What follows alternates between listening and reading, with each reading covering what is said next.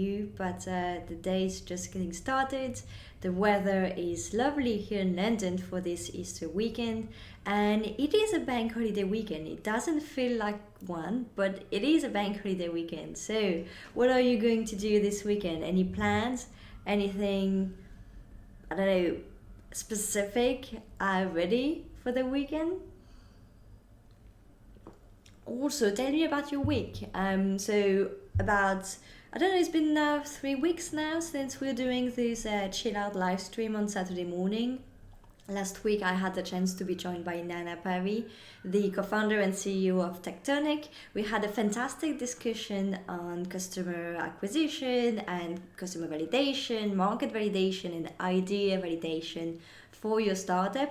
It was super interesting, and I'm super excited to be able to have such a guest, especially right now as we can't do the usual format. So, as many of you know, that generally, I host a series of live stream where I interview early stage founders. So they come here to my place and then we talk about their startup, their journey. We play some video games together, and it's a very well chill out and interesting discussion that we have. But because of the current lockdown and situation, they can't just come to my place. So I'm super happy to be able to be joined by founders, but also people involved in the startup ecosystem for remote interviews, but not today. Today is just chill out. So as I said last week, we talked about idea, market validation. This week is a chill out stream, so just about remote socializing, getting to know what you're up to. Next week, I will be joined by a guest. Her name is Katie. She is super involved in the startup scene in London, or she used to be. Now she moved out of London, but she is specialized in communication and PR for startups. So if you have any question about that, I definitely recommend you to join us next week. That is going to be super interesting. I've been myself working with startups on their PR, sometimes when especially when they're planning a product launch, and it is a super exciting time for startups when you start talking about what you're doing out there and trying to get the word out. So that's going to be quite an interesting discussion, and I'm sure there will be lots of questions from startup founders, but also people who are genuinely interested in better understanding how you get the word out there for your company. So that's going to be quite cool. And then I think the week after that, it's going to be another chill out stream, really. And then I am talking right now to two startups, two very early stage companies in the CBD industry. So they are both working on the cannabis oil based product, and well, hopefully both of them will be available for a stream really soon. So they're not based in the UK, they're based in different countries, and it's great to be able to do those remote interviews because it also gives us an opportunity to talk to people that are not in London. I can't ask founders based outside of the UK to just travel to London just to come play video games and take part of the stream. So it's quite good to be able to do those remote interviews and to be able to put the light on some founders that are not based around. So that's going to be quite nice. I feel that I'm talking too fast for a Saturday morning. Like I have a bit too much of energy for this morning. I don't know. Maybe I am. Maybe I'm shooting a bit also. What's going on? Maybe I had too much tea or coffee before starting the stream. I'm not sure. I started a bit late because I was playing with the settings of my webcam. And I'm wondering if it's actually okay now. I was trying to get a better quality, at least in terms of the color, because I'm in a very quite dark room, but in the same time I have very annoying natural light coming out of the window, and I was trying to see how I can improve that. I don't know, I feel like there is a bit of delay, but maybe it's just me. But color, well, sounds okay. It's so hard every time. Every time I try to go into the settings of my webcam, because I have such a white reflective skin. My face reflects the light, so I can't just have a nice light on me. I have to find tricks to have not the light on me, which is a bit annoying. I can't just, apply all those tips from people who have been on YouTube for years, and they tell you about where to put the light and everything. I have to actually adapt a lot of those stuffs because it doesn't work for my skin, which is, yeah, very annoying. But it works, it seems to work, right? I know that you're not supposed to just plug in your webcam and go over all the settings all the time. I just find it really hard to do all the time, especially when my guests are coming over. I can't just be in the settings while they are here chatting, right? And quite often I have maybe 5 minutes between the time they arrive and the time we start the stream. So I can't just go on the settings. I just make sure that no one is too tall, and so like I just make sure that we are all in the frame, and that's about it. I don't really look too much into the settings. But since I'm on my own here, I thought, well, maybe let's try to improve that a bit. And also, well, the very annoying thing with webcams is that when you stop the live stream and you unplug your webcam, then none of the settings you put before are saved. So you have to always think about changing a few things here and there. So that's something to take in consideration here. And also I published my first video on my YouTube channel this week. Well, technically it's not my first video because I had the introduction video that is very short at the top of my channel, and also, well, I've done so many live stream, it actually does count as videos. But this time it wasn't about interviewing or being live. It was really about talking about one topic, and I think it worked quite fine. I was a bit worried because I don't have a real camera, so I've been using my webcam that I use for live streaming. But tweaking a bit the settings and then improving during the editing phase, I think it actually worked, right? But let me know what you think, and if you have any comment, I'm always looking to improve, whether it is the setup, the settings, or just trying to find some things to improve. So if you have any thought on the video I published this week, please do let me know. It's always important to have some feedback. And also, as I said today, it's a chill out stream. So if you want to jump into the discussion on the chat, just come say hi, tell me about your week. It is what this stream is about. I don't really have an agenda for today. I have been playing a bit some video games. So if it's a bit quiet, I'll definitely play and continue playing some video games. I need to finish Rise of the Tomb Raider. I really need to finish it. Hey Luke, hey, how are you doing? How was the week? Are you enjoying this bank holiday weekend? I know that last week you said that you were about to watch, well, all of the Batman movies. Who was that? Which one was your favorite, or have you actually had the time to watch many of them?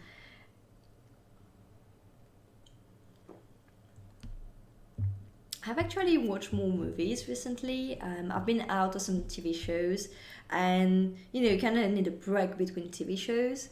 So I've been watching a few movies, and especially going over Amazon Prime Video and trying to find not necessarily the big name movies, but kind of more underground movies. And I've had quite a few good surprises. Movies that were better than expected, or it looks like a small production, and then at the end you're like, well, actually it's nice, it completely delivers a job. It's actually very enjoyable, and it goes from point A to point B, and you don't have the thing you have in many big productions where actually there is another one maybe after, or they kind of try to tease at the end, or it goes to so many locations you're a bit lost, like the thing you have in many very modern movies. So I've been very much enjoying this kind of more underground and smaller productions recently. I've watched a few, they were very nice. Oh, you ended up watching a few James Bond films instead. Okay, fine. Um, yeah, I'm not a huge fan of James Bond. I've watched quite a few of the old ones. The new ones are good, but I don't know. I've never really been super excited about the release of a new James Bond movie. I want to watch them, but I'm not going to line up at the cinema just to watch the latest James Bond. And this weekend you're researching startup funding. Oh, well, if you have any questions, let me know. I've been helping lots of startups understanding the funding ecosystem and the funding options available to them. So if I can be of any help with that, please let me know. Or if you have any specific questions, I'm also a scout for a VC fund based in London. They're quite agnostic, investing at seed stage, so I kind of understand the other side. And also I've been a lot involved in the investment space for the past year or so, just being genuinely close to lots of VCs, so I can definitely help out if you need to, just to understand a bit how VC works, and how they think, and what they're looking for. So let me know. Are you looking for funding for the startup you're working with, or for another project you are working on right now?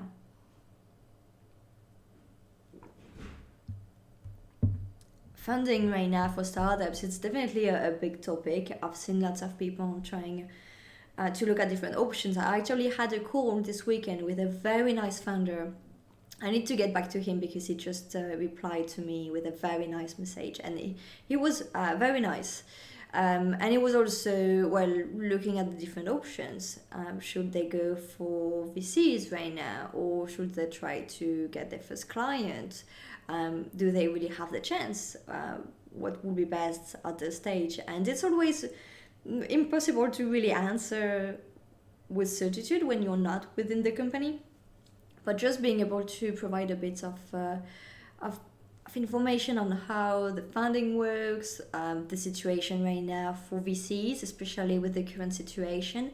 Lots of them are saying, yes, we're open for work, and anyone can pitch us, and we are going to invest just through video calls, which is great, but in the same time, it doesn't necessarily reflect the fact that, yes, they are active, but they're also super busy, busier than usual, so they have to deal with the existing deal flow. And this is a tricky moment, especially for people who are not yet talking to VCs and kind of feel that they have to rush. There is a sense of panic right now. So that's difficult for people in this situation. So Luke, you've started collaborating with other people in your area as well. So it got you excited to focus on it. Oh, that's great.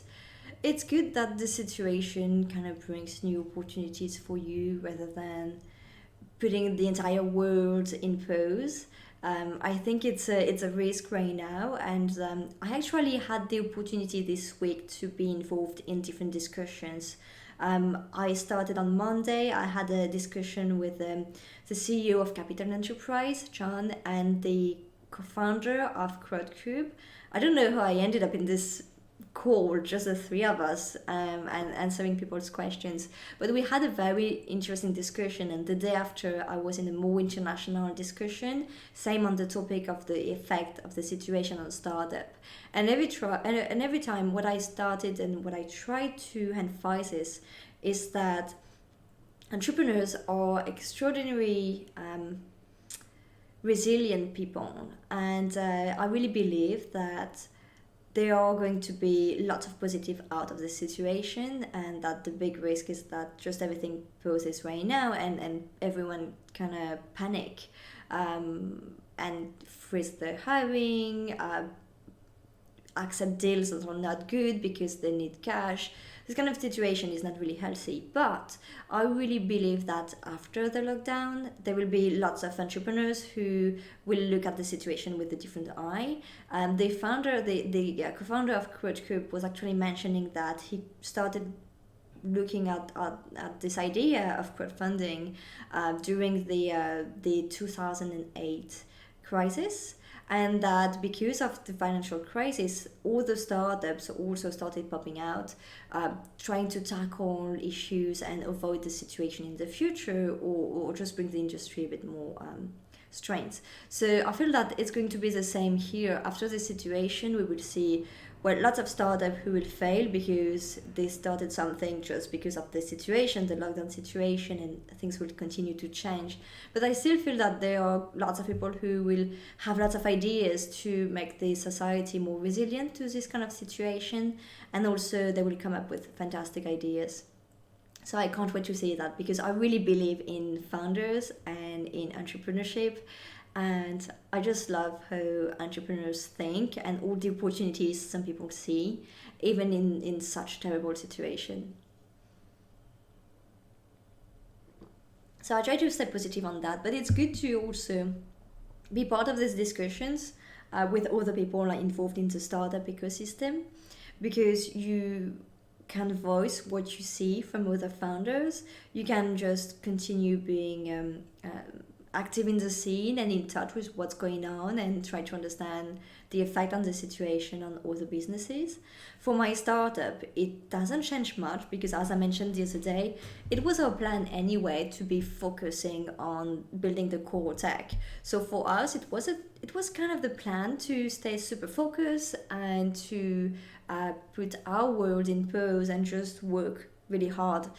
For me, I was supposed to actually have a job on the side, but well, didn't work out, let's say. But even even with that, that's the only thing that wasn't planned. Otherwise, for the rest of the company and our path and our focus, it was part of the plan. So, look, you would love to arrange a call to talk about it. Yes, definitely, no problem at all. Drop me a line. I think we're connected on LinkedIn, so drop me a line and we can have a call. Either over the weekend or even next week. My agenda is quite clear for next week. I actually right now plan my agenda just on Mondays, and it's actually really good. I feel better than I used to before the lockdown, because I feel less pressure to socialize and to. It's not about socializing, but it's more about meeting people. So before the lockdown, I felt that there were kind of a pressure on going to events, attend socializing stuff, and just talk to lots of people in the startup scene. And right now it's a bit more chill out, so I can just focus on stuff. And if next week I don't have much planned, then that's fine. That's actually better, because I can just get some stuff done. So I feel like it's actually better when you're building your own thing, to be able to focus and not to have too many distractions. Are you on 2 weeks holiday from work? Okay. So you're using this time to work on it. Interesting. Did you already plan this 2 weeks off before the lockdown, or did you just decide to have a break? Or maybe it's an arrangement with the company because things are slowing down. I'm wondering, if you just decided to keep your holiday because it was already booked. But that's a good thing to use your time off to work on other stuff. I'm like that too, and I feel that lots of people also have this mindset where, okay, you're on holiday, but that doesn't mean that you're not just doing anything or you're just staying at home baking. I think for people like us, being on holiday means just having side projects, work on stuff that you haven't worked on for quite some time, just finish another project, or doing these things like you're booking some time off just to do all the things, not just to wait for the day to end. Okay, so you planned it months ago, okay, and you wanted to keep the holiday. It's good. It's good to be able to have a break and also to take the time to work on your own stuff. That's great. I think I haven't really booked a holiday for quite some time now. Trying to think about it, but no. Because I've been working a lot as an independent consultant, I haven't really booked a holiday. I think last time was maybe a year, 2 years ago, 2 years ago now. But that's okay, because I am working on and off. So between clients, or while looking for my next step, or someday I just don't feel like it and I can take a day off. So yeah, let's say it's a different rhythm.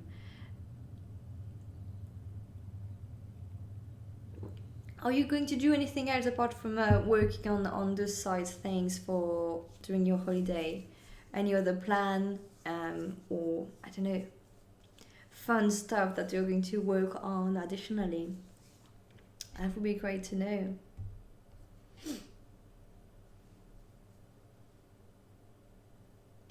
You haven't been abroad for years, but you will once the virus is over. Yes, I think lots of people will need a real holiday, just a break to go out of their place, but also to see something different, be in another vibe, and kind of being forced of having fun and enjoying some time really off, like not being stuck at home. Yes, I also want to travel a bit more once the lockdown is over.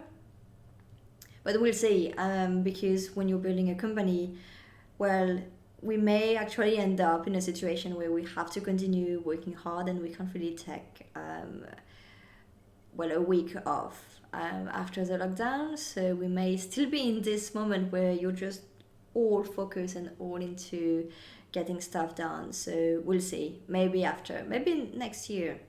I think next year, yeah, would be nice. Or toward the end of the year, like having a real break. I really like going to a really sunny place during winter time. I think it's so good to be able to have just a sun bath break. But it's kind of hard to do. But I really would like to do that maybe next year. Actually, I haven't been out for weeks now. My partner goes to the grocery shop himself. I don't go. I don't go because I have the bad habit of touching things. Especially if I don't know what I can buy. So I generally order lots of stuff online, and I have the time to think about what I'm going to do with that. But when I am in a shop, I have the bad habit of touching stuff and looking at the ingredients and thinking, oh, maybe that would be good, and eventually, oh, maybe not. And so my partner told me, no, you don't go to buy groceries. So I don't go out at all. I would like to. I think maybe next week it would be nice to just go for a walk or go for a run. But right now, yeah, haven't been out for at least 3 weeks now. Oh no, I've been out just for 5 minutes the other day. Needed to go to the pharmacy, and that's about it. What country would you like to visit next? Oh, I don't know. That's a good question. I don't know. I like to have really short trips. So when you go just for a long weekend, you are kind of limited in terms of area because you need to go somewhere where it's quite a short trip, right? So I like to go in Europe. I haven't been to Italy yet, so maybe somewhere in Italy. Um, I would like to get back to Amsterdam because it's so close by and such a nice place. The thing is, I don't drive, so wherever I go, I tend to go to a big city to visit and to walk non-stop for the entire weekend. So quite often, what I really enjoy doing is just going to yeah, kind of the main city in a country, and spend the entire weekend just walking around to visit every places. So I don't necessarily plan many stuff ahead. It's more like I have a map and I have already pinpointed a few areas that I'd like to see. Not necessarily museums, sometimes a few museums, but it's more outside things like panorama and just parks, and then I walk around, and if I'm close to a place that I know could be nice to see, I just pop in.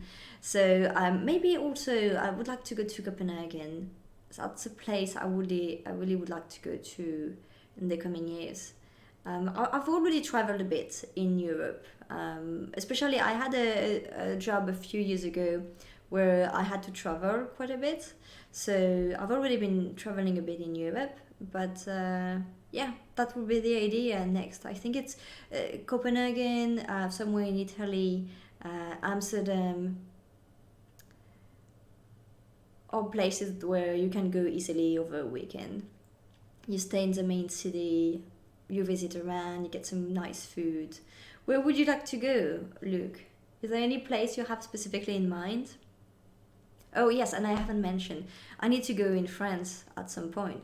I mean, I haven't been back in France phew, for quite some time, for a few years now. I think I've been back just once for 1 day, for 2 days a few years ago.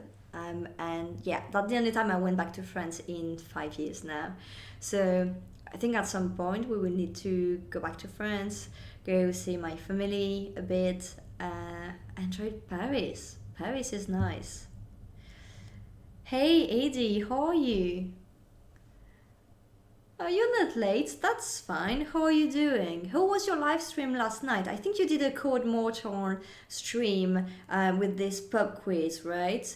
I wanted to join, but for me, it's actually harder to join on the evening. Like during the day, in the afternoon, it's easy for me to just pop in your stream. But on the evening, it's slightly harder because I'm just chilling out with my partner, watching some stupid TV shows, and I'm less on my computer. I try to be slightly less on my computer on the evening. So I hope it went really well. I'm sure it was really fun. Are you streaming also today? Oh, look, you would like to visit Rome? Yes. Yeah, I think it's quite nice. I've never been to Italy, so I don't know much about Italy. But I think right after the lockdown, what I will want to do as a holiday would be more to be in a place where I can just relax, enjoy the sun, and like almost on an island or something where you don't have much to do, just to sleep, read, and have a real break. Eddie, you say it went well. Fantastic, that's great.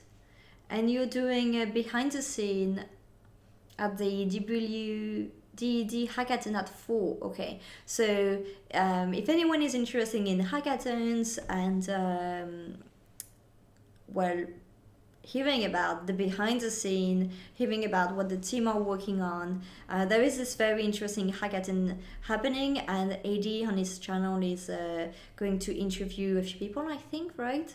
And showing a bit what's going on there. So that's going to be super interesting at 4 p.m. So everyone check out Eddie's channel. He's doing lots of super cool stuff. Every day he's actually doing a chill out live stream.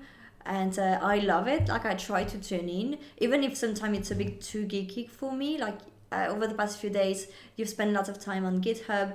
And actually it kind of pushed me to think, oh, maybe I should do something also open source. Like you're spreading this vibe where you tell everyone do some open source projects, and every time I'm like super excited about it. So I really like just stopping by on your channel. Also, I feel that people are so nice on your channel. Like the community is always so lovely. Everyone is just talking about their own stuff, what they're working on, and I just like that. No one toxic, no one trying to be the only one on your channel. Like it's very nice. So sometimes I just say hi and I do other stuff on the side, but I like to just get some positive energy on the stream.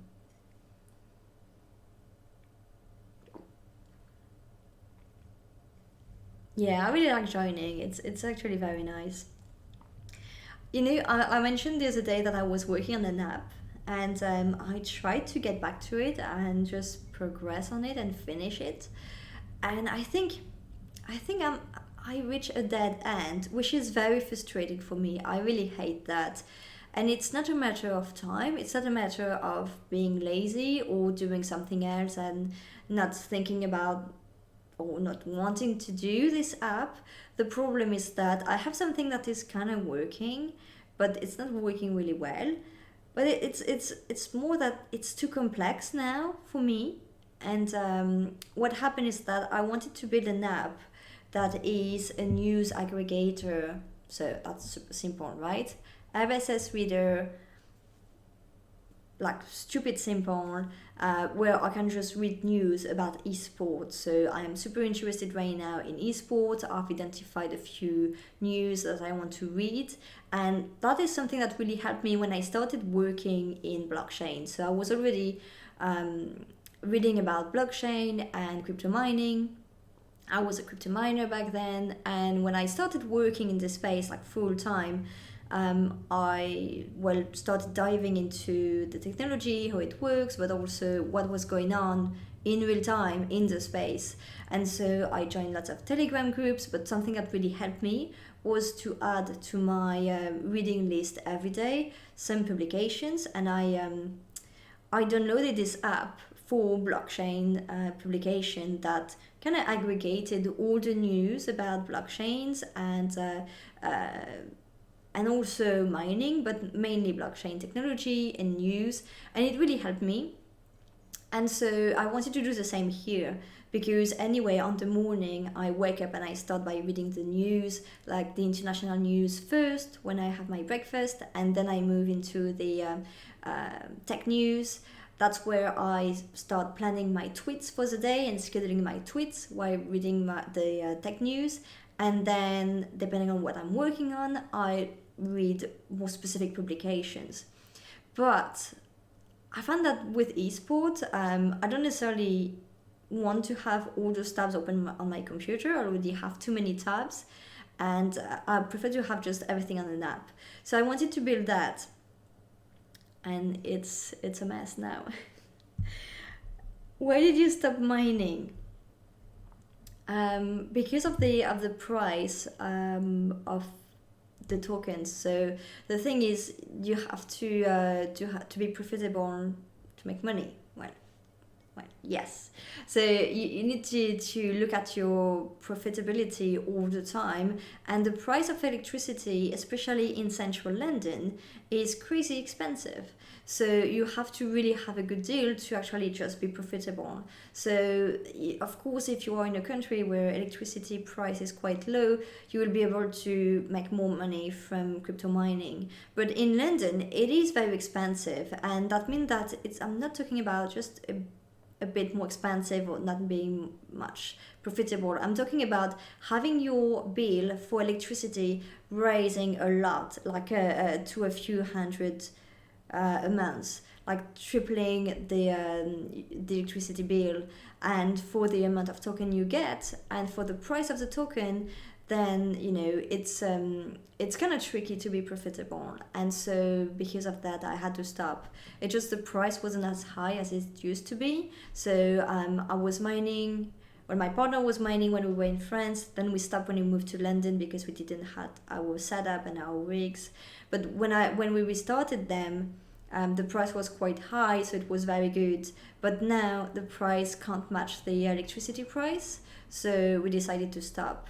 And also, I think even just for doing streaming, it would be hard to have the mining rigs behind me, like running non-stop and everything. So that's why we stopped. But my mining rigs is now my streaming PC, so it's not too bad, right? And also now that we're doing that we're working on our startup and everything, then we need to use the machine for machine learning. So can't do everything at once, right? Can't have too many computers at home. So yeah. But about the app, the problem that I have right now is that I decided to look first at some example online, and for some reason, I don't know why, I follow some advice to use Visual Studio and to use Xamarin and like all the stuff. And so I asked my partner for some help to set it up, and I thought, well, okay, C#, I can tweak things here and there, and I did, and it was okay. But the thing is, at some point he came to my code and helped me make it work because it didn't work out. And now it's just too complex for me. So if I change something, like the entire code is just wrote in a way that it's made too complex, and I want something quite simple. And I can't have containers that brings you to another document that brings you to another document just to change one thing.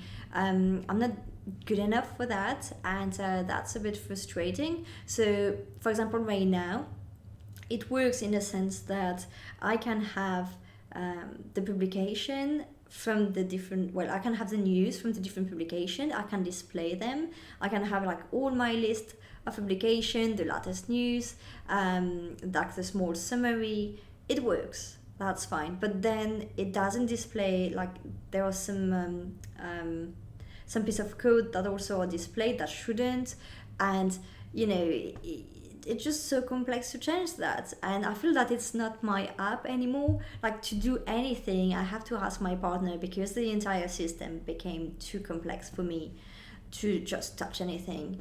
Not saying that everything breaks when I touch it, it's just I get lost in all those files even if I really get into them. So I'm thinking almost starting over from scratch using something else. I don't know. Even as it is right now, I could maybe export it and having on my phone just for myself and not sharing with anyone. But I don't know. I'm really pissed off by this, because I was super excited about doing this small app. I wanted to share it with lots of other people who may be interested in reading some esport and gaming news. I don't necessarily want to like gather too many publication dedicated to gaming, but really more on the esport side. And I don't know, it's well, if anyone has any tips for that, if anyone knows any code that I could use. I'm not bad at tweaking things, but when the system is too complex, over too many files, too many things, and I can't get into it, that's, yeah. Hey Lumjaker, how are you? Hi Croman, good to see you. First time here?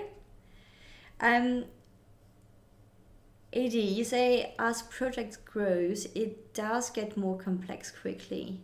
Yeah, well, to be honest, with the organization of the project itself, even at the beginning, as soon as we implemented a few templates and some existing code just to make the app work, and just to have the foundation to work with, I already found it too complex. So, and the funny thing is, when I look at other people's code online for similar things, I kind of managed to follow where they're going. It's just with what we're using right now, and I say we because I don't feel that it's my project anymore. It just feels that it's all over the place, and it just lost me. What tech was it written in? Have a look at Ionic. It is really nice to build a mobile app.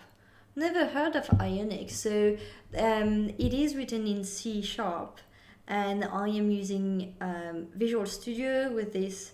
What's the name for that? This. It's the thing with the initials. W something, I can't remember, but yeah, that means that there are lots of different folders that are linked to each other, but yeah, I'm just lost on it. Ionic, I'd have a look, taking some notes, because I haven't heard of it.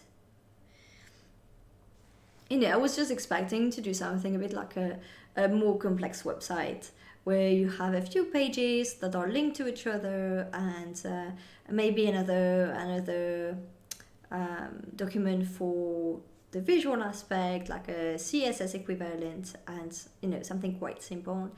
And at the end, yeah, it's a bit more complex. And I didn't find any good example of online. I feel that all the RSS readers that I've seen are a bit old, and don't necessarily gives you all the information. Like, you really need to have a foundation in terms of computer science to fill the gaps between the explanation and the tutorials. And I'm like, no, I need something a bit more straightforward because I don't know how to build anything from scratch. So it's really frustrating, because it's something I want to use. It's not like it's a side project I just want to do to learn. It's something also I want to learn, but also to be able to use it. And if I had this app, well, I would use it every morning for sure, or every day. And I'm sure other people would be interested too. So I will put it on my website, share it to a few people, but I just can't make it happen. So yeah, I don't know. I'll have a look at Ionic. Lumjacker, do you write blogs? No, I don't. I have tried to have a blog a few years ago, and it's just not for me. I don't necessarily feel super confident with my writing, or I do, but it takes me so much energy and time to just write anything because I'm not a native English speaker. I always triple check everything, and it takes me ages to just write anything. So I haven't wrote blogs for quite some time. I do have a Medium publication though, but I use it just for specific topics, or just, once a year I do a wrap up of the years kind of things. Um, but that's about it. Instead, I do start videos now. So I have the live stream, but I also started this week publishing my first video that is not a live stream, that is not an interview. So check it out and let me know what you think.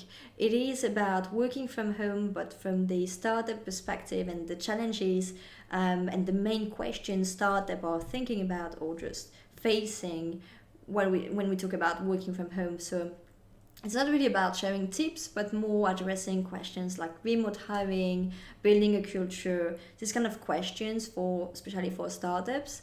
And let me know what you think about this video, because getting out with your first video, going live is something, but you're live, so whatever you say, by the time you realize maybe you shouldn't have said this way, then it's too late.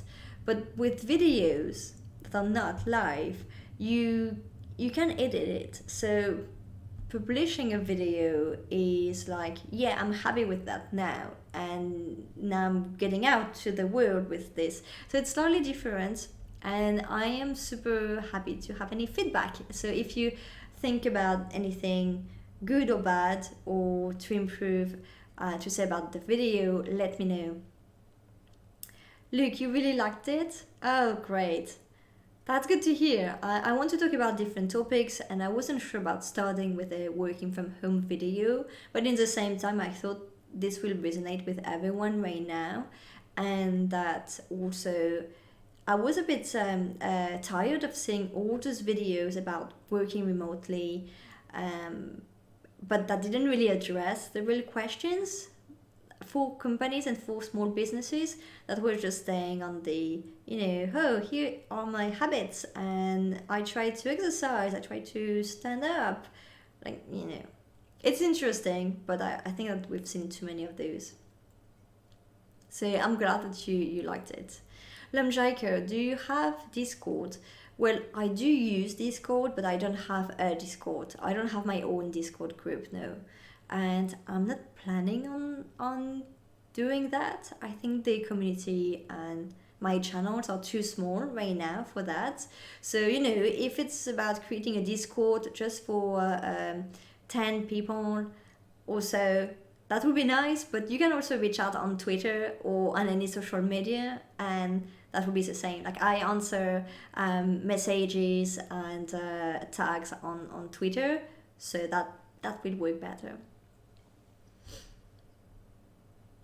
Eddie, you're looking forward to the next video. Great. Well, I need to start working on it. To be honest, I think because that was the first video, my rush was too long, so it took me lots of time to edit it.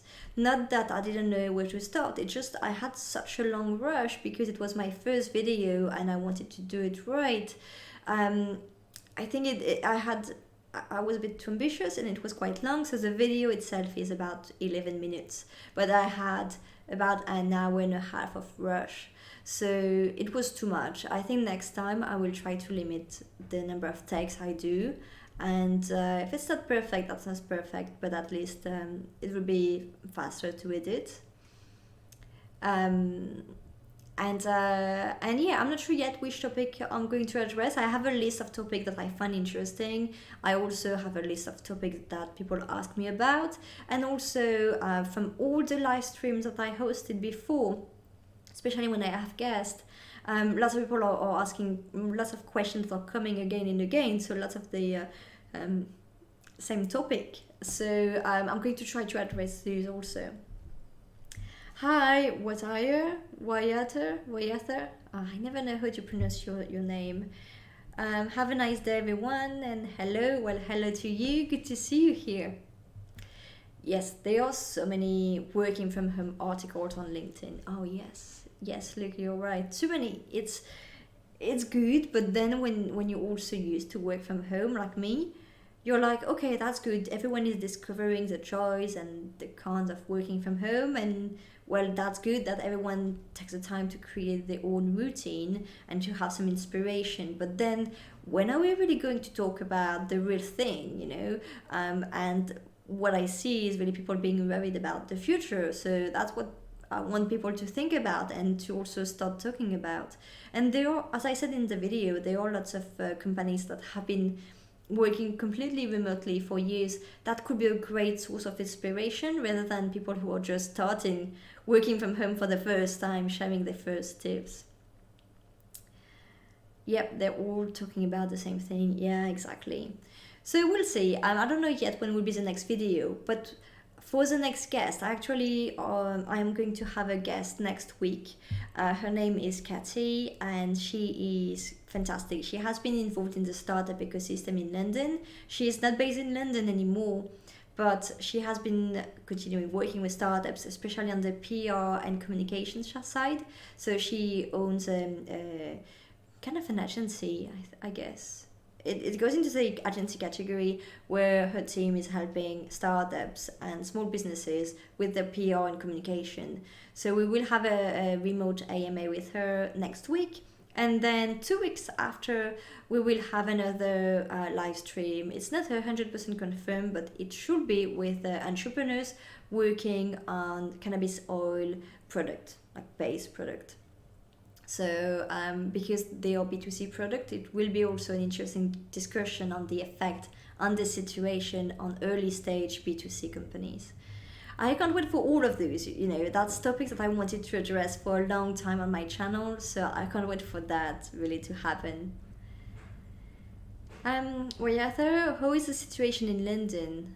You okay? Yeah, I'm okay, thank you. Situation in London, I guess like other cities in Europe, we are still in lockdown, but well, I guess people are. I think people are okay. I feel like there is less pressure on people to go out and socialize, so it can be hard for some people, but also lots of people are living with others, so there are lots of roommates flats in London, so people are not necessarily just alone. Everyone is just jumping on social Zoom calls and video calls, so people still socialize. And yeah, no, I think it's quite good. I was in a discussion this week with a bunch of people from the backed VC Scout community, and we had this very nice catch up, all talking about how we're doing. And I feel that the summary is we're doing okay.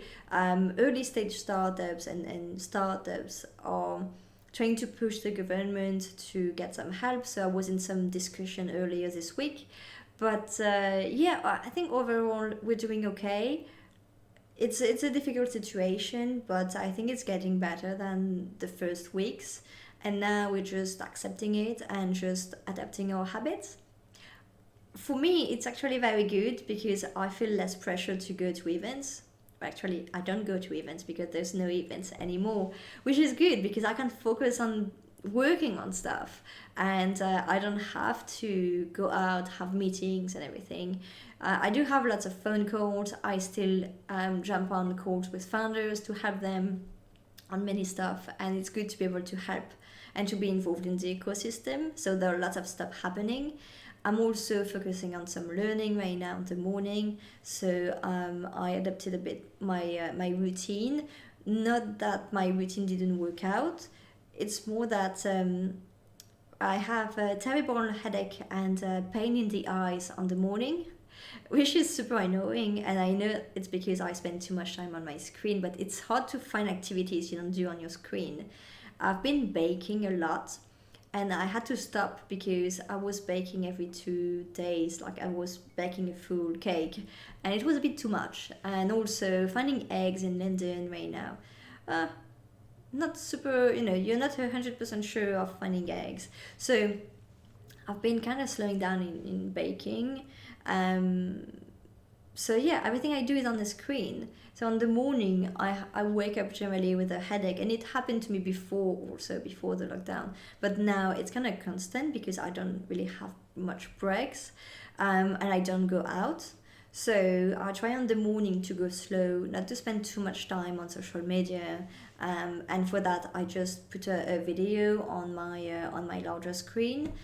So right now I'm learning a lot about machine learning, trying to watch some courses and classes and doing some research on the side. So I focus on that on the morning, like reading news, learning about machine learning, and then I can focus on other stuff and go over my to-do list on the afternoon. So that's how I adapted a bit my routine. But overall, I think I'm happier than before the lockdown.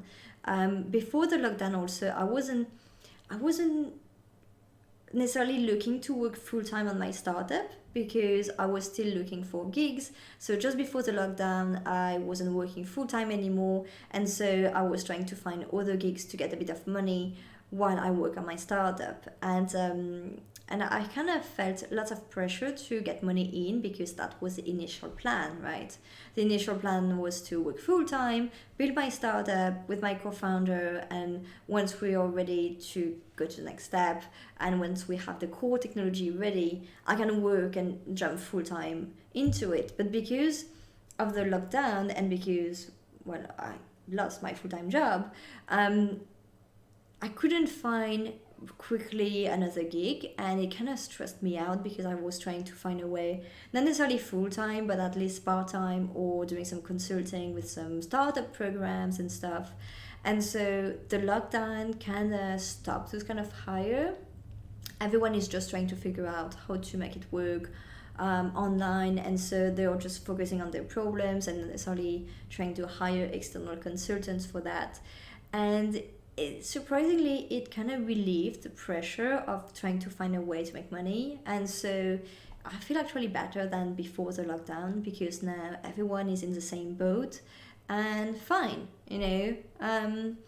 let's just do it, and changes happen, and that's about, startup life is actually about how you react to that and what you do then. So situation changed, and now I try to make the most of it. Luke, you say, I wish I could leave my full-time job to work on my startup full-time. It's a hard thing, right? Knowing when to leave and feeling that you can actually live on your saving is really hard. I think because I have been working as an independent consultant, I got used to have a bit of money for some time, and then no money for a few months, and then another bit of money. So I think it kind of prepared me for not having much money, or living on my savings. Um, but it is very hard to know when you actually do the switch, right? Lots of founders always ask me, and I think there is no right answer. It's about when you feel comfortable not having any income, depending on your spending, depending on your saving and what you need. So it's always tricky. But in the same time, I also feel that it is a matter of where you are with your startup. And some people can work on the side and manage to do it really well and have a full-time job while working on the startup, and some people can't. Some people are just like, no, I need really to leave my company to be able to work on something else. And sometimes also for legal reason, you don't want to be doing two things, especially if you are a developer or create something. There may be some conflicts here. So yes, it's I think it's a dream many people have, but in the same time, it needs to feel right for you. For me, it kind of happened, and it's actually messed up because for quite some time I was job hunting, and then I started my business. And it's funny, everyone was just telling me, oh, start your own business, and I was like, no, I don't want to start a business just to start a business. But my co-founder and I have been thinking about this idea for quite some time, and at some point we were like, okay, let's just do it. But then I found a job, And I thought, okay, fine. So let's continue working on our idea. We built a startup, and at the same time, I work full time, and so my co-founder can then quit his job and work full time on it. And so I can get some money in, and that's fine. But because of the last minute change of plan, well, we now are both full time on it, so fine. Let's do it right now this way. And if I can find some part time or gigs after the lockdown, that would be better. But if I can't, then there are so many things to do anyway that it's not like I'm not busy or I don't have enough things to do. It's more like, okay, I'm preparing things, but I can't necessarily activate everything right now because we need to have something to show first. Thank you for your follow. Let me put your name right. Beastie Punk. Thank you for your follow. How are you doing? You are following on Twitch, right? Well, great to have you here. Welcome. We were just having some virtual coffee right now, having a quick catch up on how was the week, and feel free to let us know how was the week for you.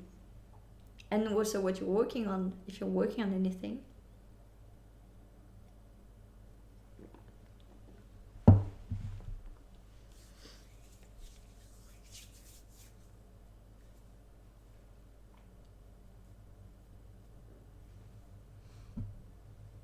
Also, if anyone has been learning about stuff, I mentioned I was learning more about machine learning and watching lots of videos. Luckily, my co-founder is specialized in this domain, so sometimes I can ask some specific question. I take notes and everything. Is anyone else learning new stuff right now, or maybe building some project to learn new skills? I have seen lots of discussion in many Facebook groups where people were like, okay, I have been put into furlough and I'm trying now to learn new skills for this specific type of role, and anyone has any recommendation or any course. So is anyone really diving into new skills or trying to improve what they know about some stuff at the moment?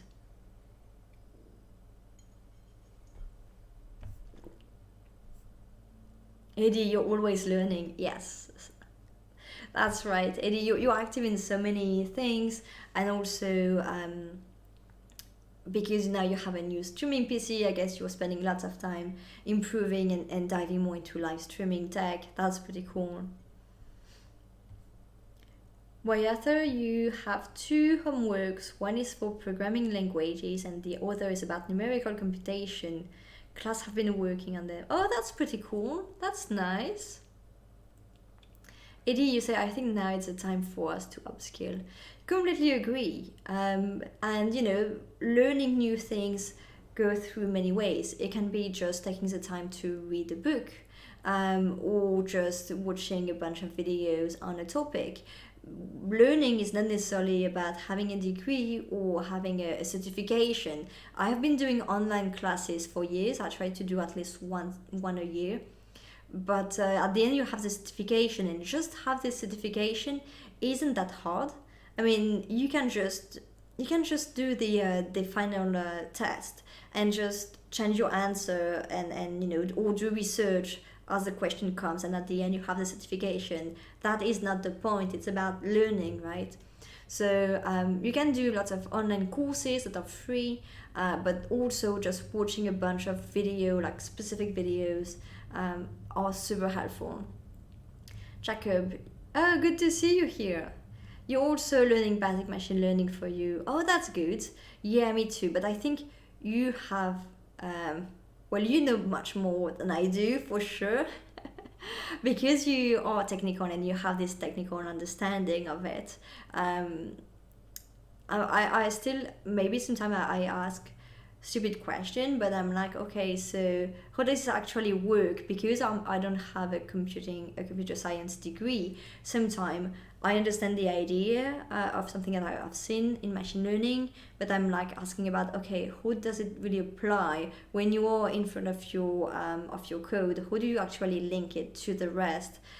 So it may sound like a stupid question I have for my co-founder, but I asked them because it's important for me to understand the machine learning aspect and the higher level of the topic and you know the application and everything, but also how does it really reflect when you're in front of your computer trying to implement it. I'm right now watching the videos from Lex Friedman. I'm actually on Twitter earlier this week, and I found his video very interesting. Sometimes I actually pause the video to watch at the slide, and there are some concepts that he doesn't necessarily deep dive into, or maybe in other videos. So I try to pause to do more research on one topic or to look at the website of something he mentioned. And I like that. I think it's hard to do on the long term when you're not doing it every day, because you kind of forgot where you were and you need to refresh your idea on some stuff. So it has to be something a bit consistent over a short period of time. But I really like that. Jacob, you say, well, now I'm learning not how to run, but what I'm actually learning. Yeah, that might be better. What is neural networks, etc.? That's really interesting topic. So what do you use for that? Is there any specific resources you're using to learn more about that? I think I'm just starting learning, and what is important for me is more to get more confident about the notions, well, the right words to use to be able to talk about what I am working on, our progress, and you know, when you are founder but not the technical founder, you're representing the company and you go out there, talk about your stuff, and if you make a mistake that is maybe, you know, machine learning 101, then you make your company look bad because you didn't reflect it well and you look like you don't really know what you're talking about. So I feel that I need to be confident enough to go out there, talk about what we're doing and our progress, without feeling like I may misuse a word or something. And my co-founder is super good. He has been doing machine learning research for a few years. So yeah, I don't want to make the entire company look bad just because I misuse something. And I'm actually really good at misusing words. So yeah. Jacob, you say 3 blue, 1 brown videos are awesome as an intro. Never heard of that. Oh, let me put some notes here. Where is my pen? So 3 blue, 1 brown. Okay, I'll check it out. So what I hear you say, I'm gonna have technical elective classes next year at my university. Been thinking about selecting machine learning, still not sure about it. Oh, okay. Well, let us know. What are the different options? And I think it's definitely skills that are in demand right now, and lots of stuff are going to happen. But I guess it's also about having an interest in the domain and depending on what you want to do after. The other thing, when you are at uni and you have to make such choice, at the end it may not have a very long-term effect, in a sense that a lot of us have been learning some stuff in school and then at the end you do something different. But if you have the opportunity to learn about a domain that is on demand right now and super interesting, then I think it could be very interesting if the university is actually good or can prepare you to work on some modern stuff. That would be super cool. Like, I remember when I was in school, it was very frustrating to see that what I was taught was very different from the reality. So on the side I was working with some startups, and it was so frustrating to see that there is such a gap in between the real world and everything that I was taught during the day. And I really didn't like that. I thought, okay, I understand, but it's not really what I want to learn, because I need to learn other skills to apply to the real world. But also because I was working with startups, you're kind of looking at situations that are not, in a proper box. So that's maybe why also.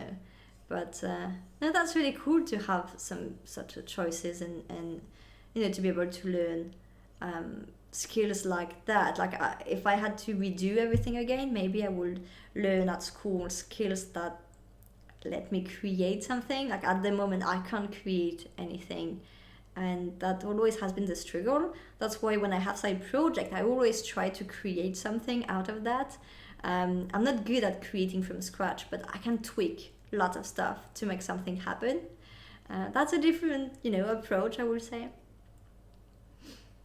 While other image processing, information theory, network programming have some options. Don't know all of them.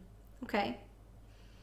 Well, I'm not this. Definitely, I'm definitely not the best to help you out in this situation. But I think it's worth maybe talking to people who are working in different domain, and see what would be the best interesting for what you want to do after. And if you're working on any side project or anything, or have any idea to work on some of the specific stuff, maybe that would be worth asking around what would make more sense in terms of the courses within your uni for what you want to do after. I think that what is really important while you are at uni is actually the other thing that you do on the side, like all the project you're building when you start building your portfolio, code you're writing while you're just learning in the same time, and also like internship, depending on where you're going to do your internship, if it's going to really be useful for you for after the uni. That are the things that are going to help a lot.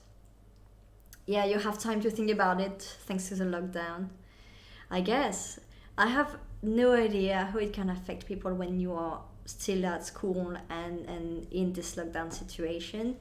I think it can be quite stressful not to know exactly what's going to happen. Like, are you going to have a delayed test in September? Is school going to restart? I feel that it's hard to make plans on the future right now.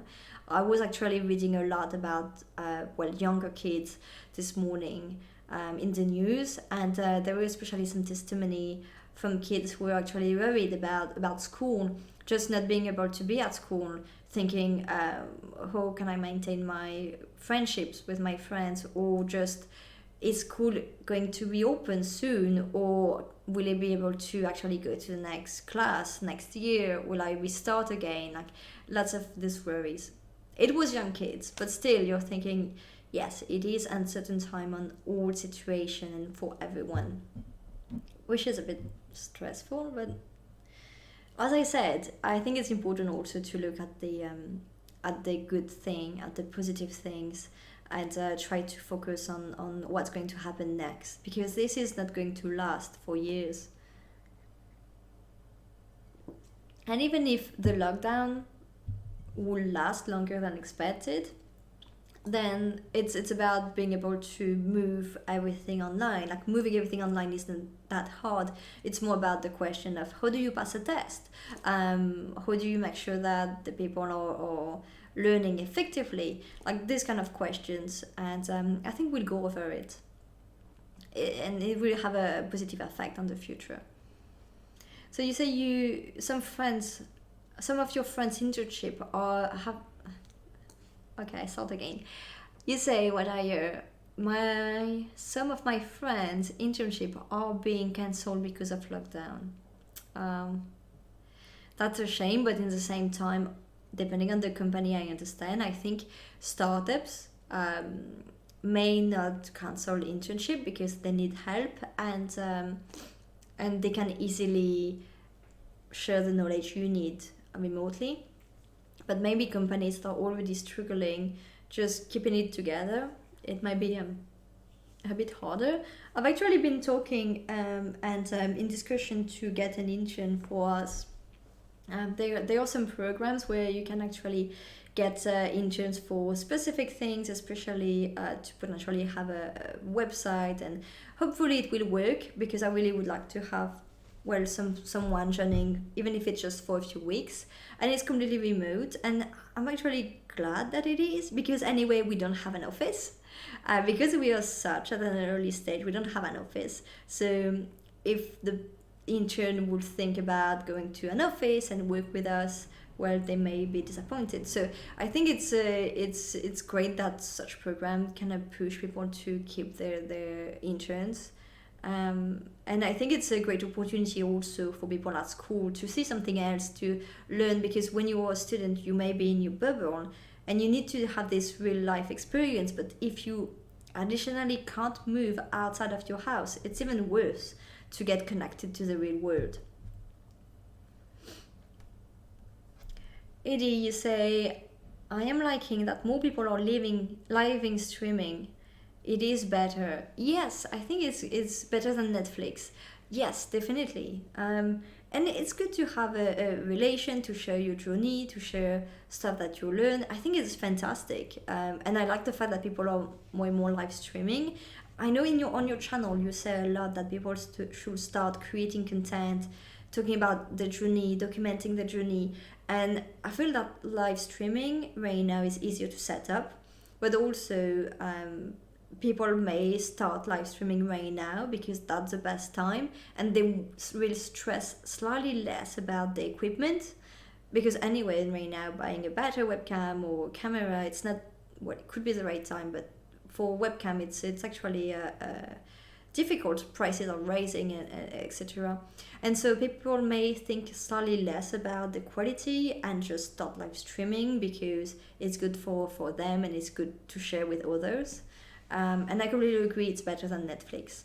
I'm definitely not against enjoying TV shows and movies. I'm actually a big addict of TV shows. Like when I start a TV show, even if I just want to watch one episode and it's not that great, I still want to know what's happening next. So I'm really bad with TV shows. I can binge watch lots of TV shows and, being too much into it. But my partner has more self-control, so luckily it doesn't end up to like watching too much TV shows.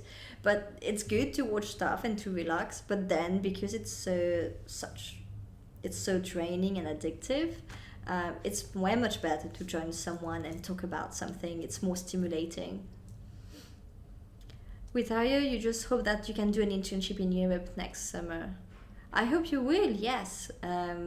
It's great to be able to have internship abroad and to go far away. I remember once I did an internship in the US. I was in LA. I had an amazing time. Bad thing happened, good thing happened. It was just crazy, like as crazy as you can imagine LA is. It's just crazy place. But I've learned so much from that. And that's because I had an internship to do, and I knew I didn't have the money to continue for another year at the school, so I knew that I had to do what I could to just make the most of this opportunity. So I hope you will be able to have your internship in Europe next summer. AD, you say UCL do an intern program. I never know how to pronounce her name. Senji. From there, she was amazing. She stayed with me for much longer than planned, which was great. Exactly. I think internships are great for that. With hiring anyone, it can work or it cannot work. And, it's important to be able to hire and also having the flexibility of firing people. But interns, it's definitely a great opportunity for them to learn, and quite often they may not know everything about everything, right? But you don't want to hire someone who knows everything anyway. And it's great that they're bringing the energy and also learning, and it's like a blank canvas, so you don't have habits or you don't have to worry about someone who absolutely wants to do something one way. And it's good to also have some time genuine question that may make you think about what you're doing. I remember when I was working in different roles, I was quite often taking on board the younger people and the interns, And I always find it quite interesting to show them some stuff, but also be learning the other way around, just thinking, okay, so you're not thinking the same way as I do, so I want to know why and how you can benefit from that discussion. And that's great to be able to continue working with them after. Like, especially if people are still at school, they may be interested in being involved in some side project or doing some consulting, like between earning a bit of money, having some student job, and doing a bit of coding or doing design or whatever on the side. I guess it might be more stimulating to be already starting working with companies rather than having a usual student job. That's what happened to me. I used to have student jobs where I was working in shops. And at some point, I started working for a startup. And then after that, it felt a bit wrong, or I don't know, it didn't feel great to just go back to have a job in a shop, just because I was kind of missing the stimulation, and also money was better. I mean, I was making the equivalent of 1 month of salary working in a shop in a few weeks, in 2 weeks, maybe in half the time. So it was also more interesting, more stimulating, and much better. But that's great that Eddie, you managed to continue working with your intern. That's a fantastic opportunity, and I feel that it's also good for it's a win-win situation, and that's great to take it this way. And if the person wants to stay a bit more, if they want to accomplish more, if they have the will to bring some of their time off outside of school, that's fantastic for both parts.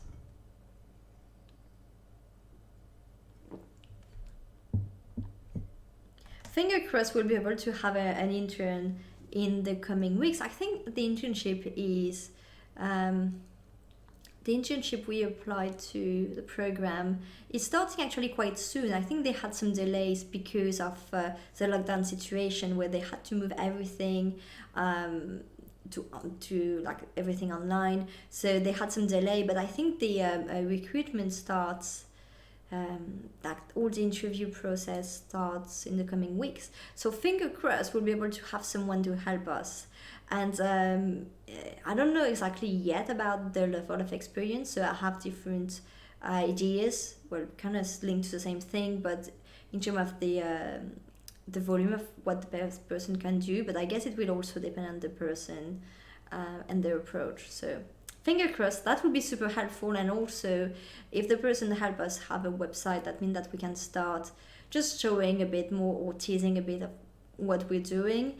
I tried to do a website myself, and it didn't really look great. Like I said before, I can tweak things, but I don't necessarily have the skills or the vision to start something from scratch.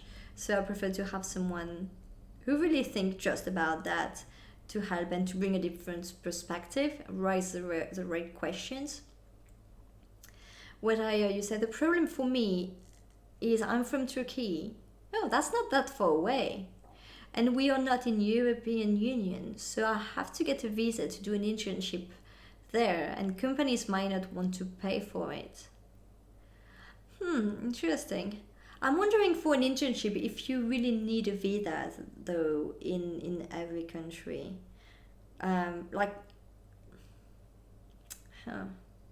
I don't know. I don't know much about visas, because I guess it depends very much on your country, and I don't know much about Turkey. But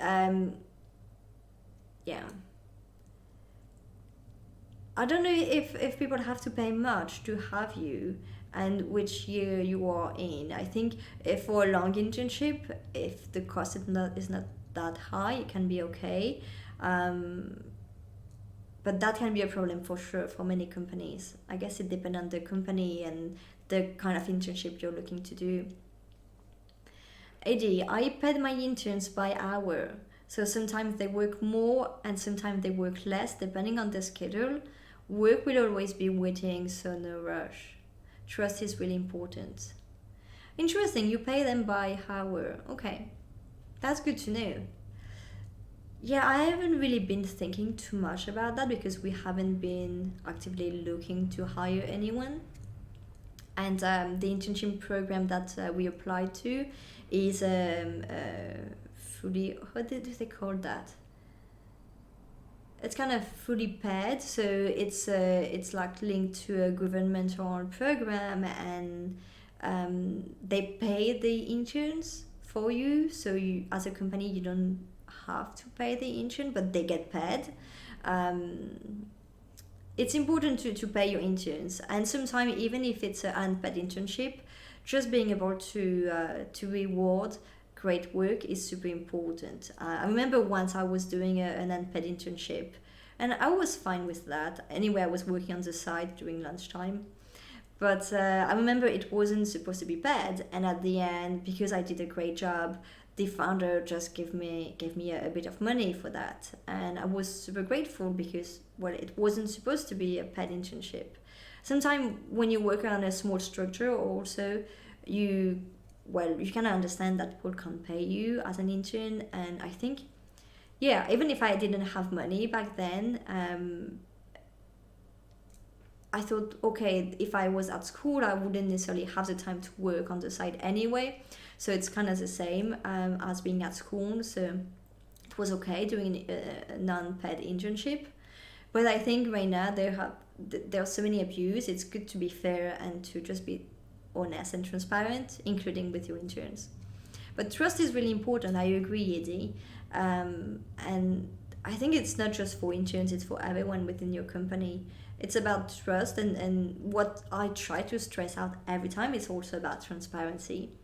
Um, I think for me, it's the point that people need to remember within companies, and it's okay not to be able to talk about some stuff, as soon as you are straightforward about not being to talk about it. Like you need to just explain. Yes, I can't really tell you much about the detail for that, but this is the situation, and so when you are transparent, people don't overthink and don't think that there is something odd, or that's where the conflicts happen when you think that there is something unfair or something happening that you don't get and you're not part of the discussion. It's that's what I realized happened to me many times, where when things start becoming a bit like less transparent than they used to be, you start actually wondering, oh, is it normal? Is it really like you raise the less good questions. So that's something I try to push further. Um, so yeah.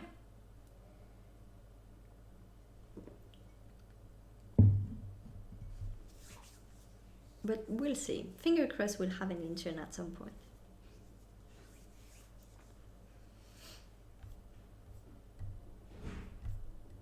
Oh, it's already almost 12. I'm already hungry. So, do you have any plans for the weekend? Luke mentioned that he's right now on holiday, so working on stuff on the side. Does anyone really feel like it's Easter or bank holiday weekend? For me, it doesn't feel like it at all. That's just going to be a regular weekend. I was actually working yesterday, and yeah, today will be certainly chill out. I'll take some time to read some books, play some video games. I think I am reaching the end really soon of Rise of the Tomb Raider, so if I can finish it over the weekend, that would be really cool.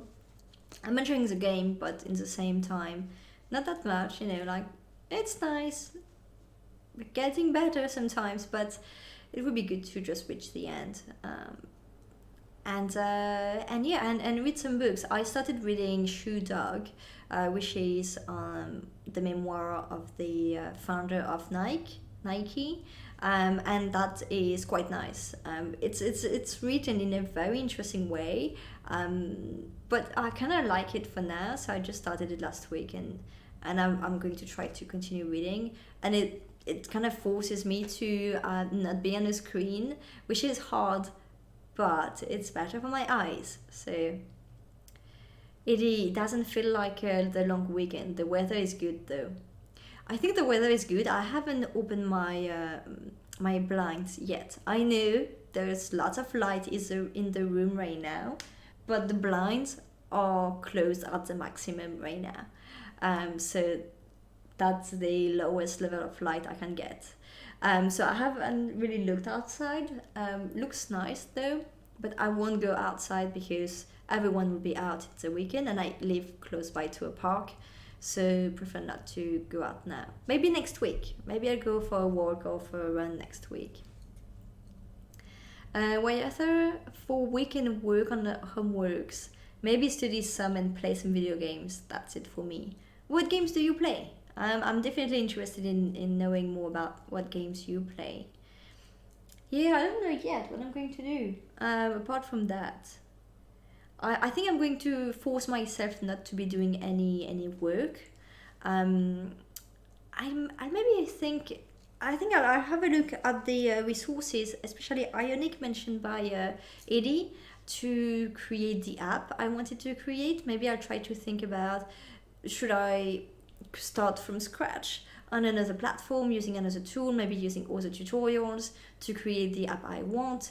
Maybe I should do an open source project for that. I don't know, to get feedback from other people, or maybe I should just try to export what I have, like use what I have on my phone and call it a day, and just say that's fine. It's I have the minimum working solution. It doesn't really work really well. It's a bit dodgy, but it's okay. So we'll see. Maybe I'll try to make some decisions on that. Jacob, you say it's one more day to work on my project instead of daily job. Yeah, that's good to work on side project, but I also feel that when you have side projects and you work on them on the weekend, it doesn't feel like a weekend. And so a few weeks ago, for the first time in ages, I actually almost didn't open my computer. I did some baking, I read, and I forced myself not to be on my screen. And it felt just good to do other activities, and I completely forgot about that. And now I kind of want to do that again, like trying other things to do that what I do usually. And yeah, it felt so good. Now I want to do that again. So I think I'm going to try to do that this weekend, maybe, if I can, if I have enough self-control. I don't know. What are you? You play F1 2019, okay, and Mountain Blade Banner Lord right now. Okay, don't know about that. And maybe some tabletop simulator with my friend. Oh, that sounds cool. Okay, it's good to play with friends. That's nice. Yeah, right now I need to finish Rise of the Tomb Raider, and I have a few other games I want to play. But one of them is Alien Isolation, and I know it's quite scary, and I'm kind of worried that if I start playing the game, I will want to finish it, and I will be a bit also scared. So I don't know yet. I'll see.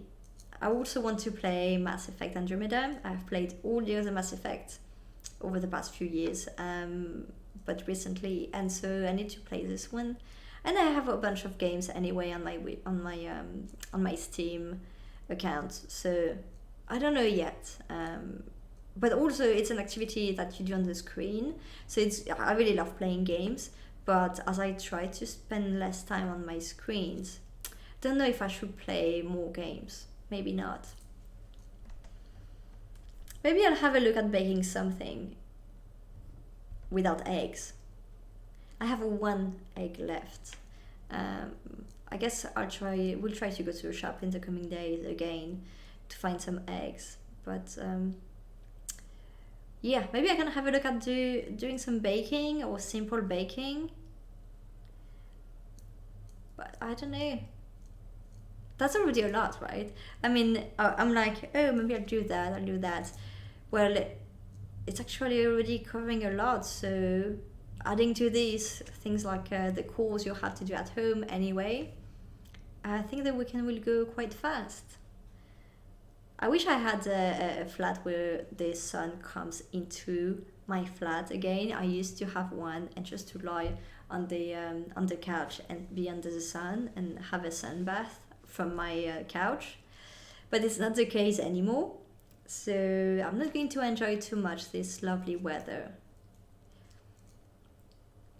And I'm not going to have also too much chocolate. Anyway, I'm not a big fan of the Easter celebrations because I don't know, I'm not a big fan of the chocolate you find there. I like very dark chocolate anyway. So when you have lots of not great chocolate out there for the Easter celebration and for the kids, I never buy them anyway. So I prefer to stick with my good old chocolate, dark chocolate. So that's fine. I'm not missing anything here. Jacob, you say try vegan baking. Well, yes, but the problem is the same. Like, if you don't have all the ingredients, I'm more trying to find how to cook and bake with the limited ingredients because I can't just buy lots of stuff online and you're not sure to find what you want in the store. And there are lots of very small stores next to me. So it's not like I have lots of choice. So, yeah.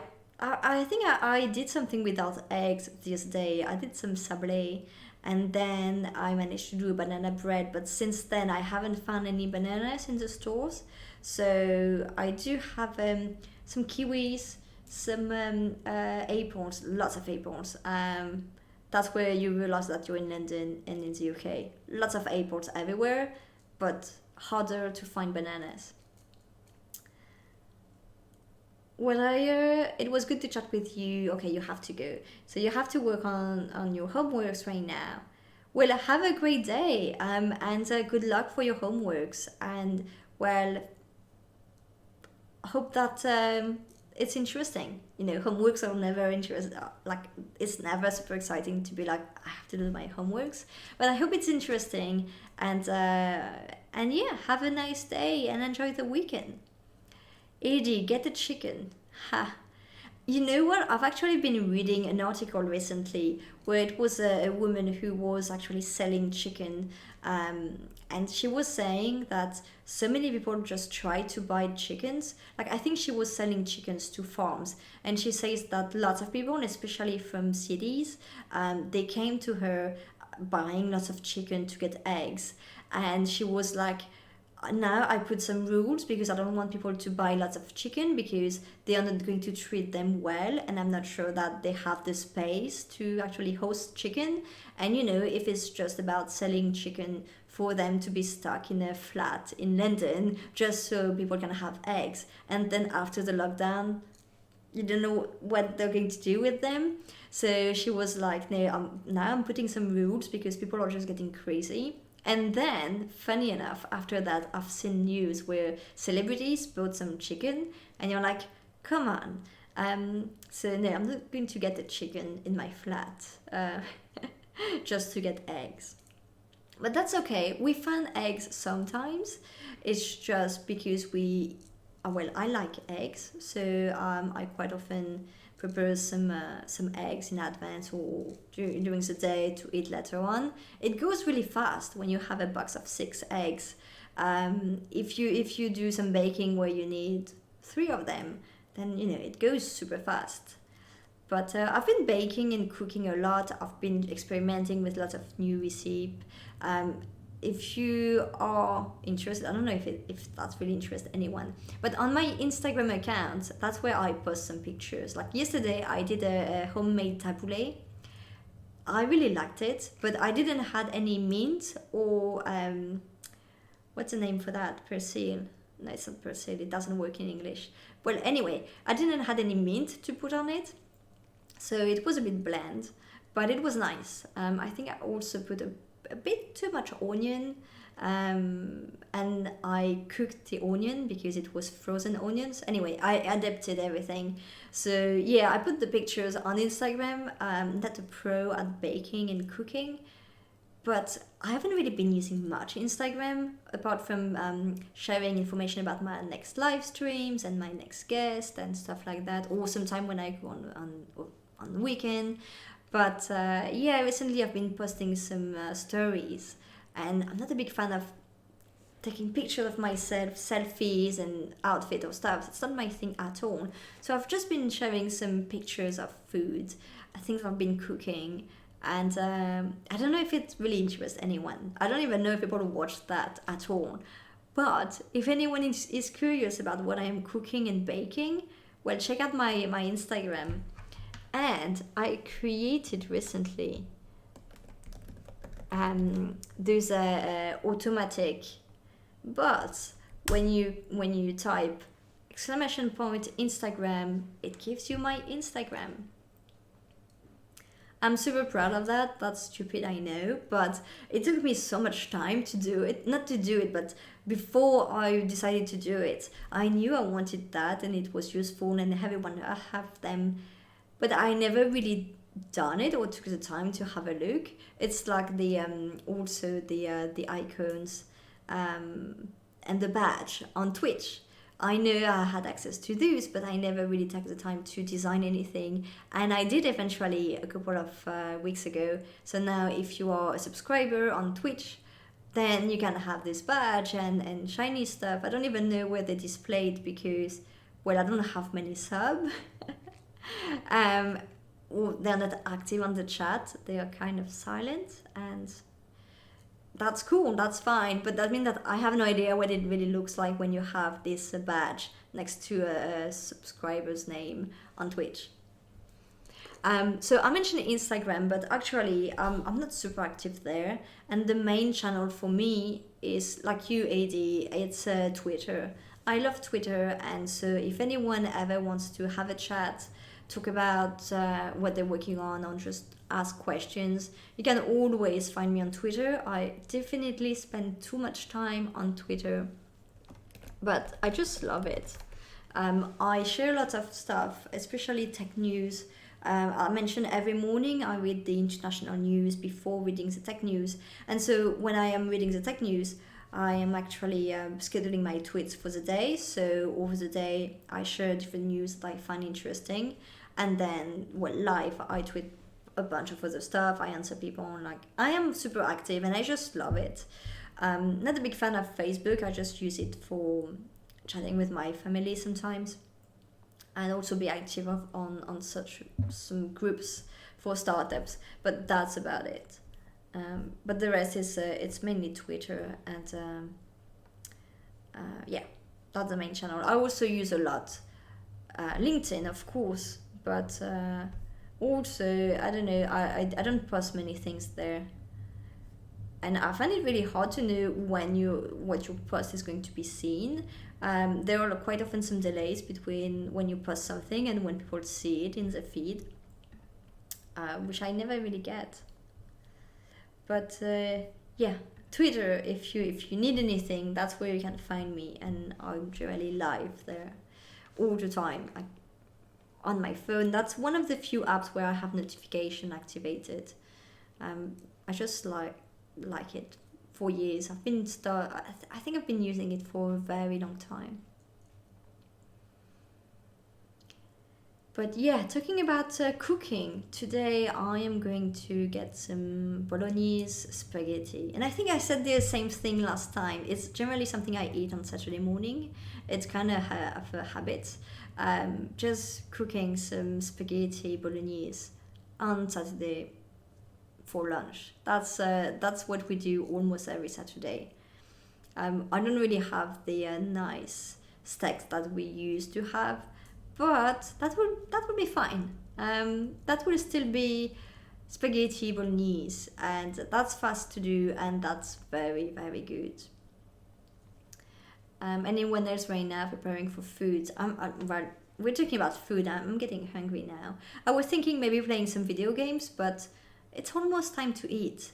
I know that Eddie mentions a lot in his streams when it's about 2 p.m. and he says, oh, now I'm starting getting hungry and I need food. And I'm like, it's 2 p.m. How can you be here just not eating? So I generally eat quite early, I guess, and I need regular food. So by 1 p.m. I need to have had lunch, and sometime at 11:30 all I can think about is food. So so I think I'm going to leave you here, but please, if anyone has any questions, want to talk about anything that you're working on, please let me know. If you have any idea for the app I'm trying to create, any other tools, anything that I could look at, feel free to send me a message, either here or like on YouTube and Twitch, or on Twitter or any other platform, and I'll have a look. I already took note of a few resources that you shared today.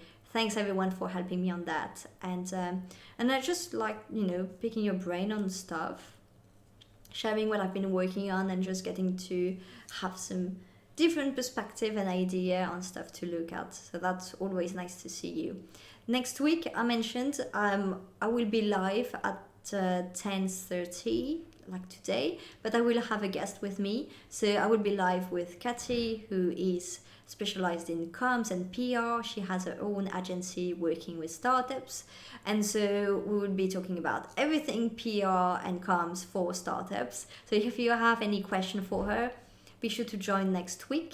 The week after will be a chill out stream, so I'll try to have a guest every 2 weeks, as I do usually, and I really can't wait for the lockdown to be over, so my guests can come over again. But here it's a nice opportunity to invite people that are not based in London or in the UK. So for the stream in 3 weeks now, I'll try to have guests from different countries. I'm talking right now to someone in France, someone in Portugal. If we can have both of them at the same time, that would be fantastic. And yeah, I'll try to continue doing that remotely until the end of the lockdown. And I think it's also nice to have a regular catch up. So anyway, guest or not guest, I'll try to be live on Saturday morning every week during this lockdown period, and maybe after. So if you want to come, talk about your week, ask questions to my guest, join me next week, and the week after, and also the best way to be aware of what we're up to is to follow me on Twitter, but also to follow the channels. So either you're watching from YouTube or from Twitch, if you subscribe, follow, like, whatever, that's the best way of being aware of when the next one will be, and that's the main platform I'm streaming on. When I have a guest, I try to also stream on LinkedIn, but if any of you have ever tried to stream on LinkedIn, you know that sometimes for some reason it doesn't work well, or it doesn't work at all. Sometimes it does. Let's say it's more uncertain and I have less control about who knows about it. So best way is YouTube and Twitch. That's my main platforms. And yeah, feel free to reach out. But in the meantime, I wish you all a fantastic weekend ahead. Enjoy this lovely weather, and it is also a bank holiday weekend, so try to remember that. And yes, do work on your other stuff and side project, but also take some time for you. I think Monday in the UK is also a bank holiday, so it's a good time to get some stuff done with no distraction and no one, you know, reaching out to you, sending emails. But also it's good to take some time for you, read a book, spend some time AFK. That's what I try to do anyway. Thanks everyone for joining, and I hope to see you next week. Bye!